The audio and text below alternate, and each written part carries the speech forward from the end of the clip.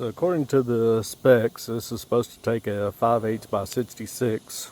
Like I say, again, this is the DR all-terrain mower ATM2, so the second generation of the DR all-terrain mower. Like I say, this is going to be the blade belt, cutting belt, however they have it listed. This is a Pix brand instead of one from actual DR themselves. I was using it a few weeks ago, and they say it the belt went bad, just a little bit. So now we're going to get it changed. I know we need to take this cover off, which you can tell is not the OEM hardware there. So let's get that undone, and then we'll see what we're working with. Alright, so we got the cover out. Let me zoom out here real quick.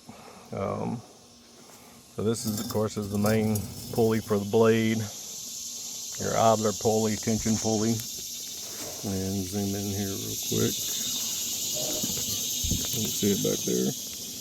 And of course the pulley coming off the motor that drives the blade assembly. So, one thing I saw and I thought was pretty cool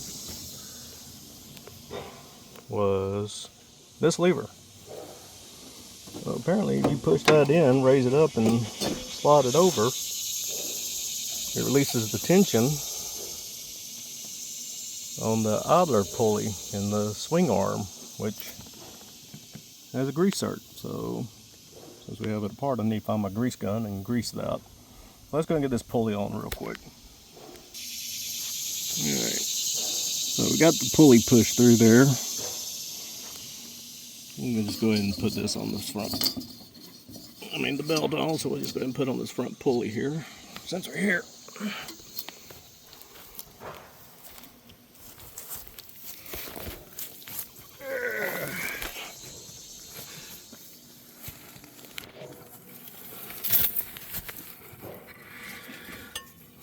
See what kind of luck we'll have to get this on here one-handed. Okay.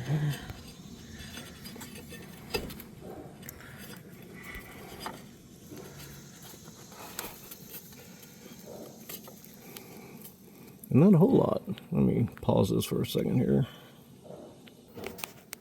Alright.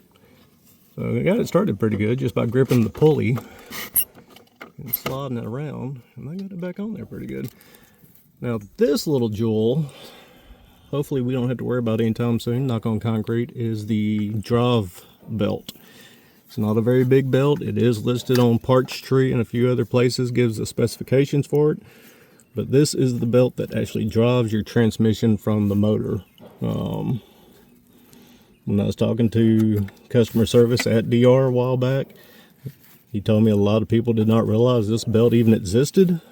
So this is where it's at. It goes from the top, the bottom of the motor, to the top of the transmission. And as he described it, it's a little bit of a challenge to replace. It definitely looks like it's going to be a little bit of a challenge to replace. Well, if we don't have to find out anytime soon, but if we do, I will definitely record it. Now, let me go ahead and pause here and grab a grease gun. Alright, well, can't ask for any better. I actually found a grease gun that actually had grease in it. So now that we have this grease, let's re-engage this idler arm and pulley lever.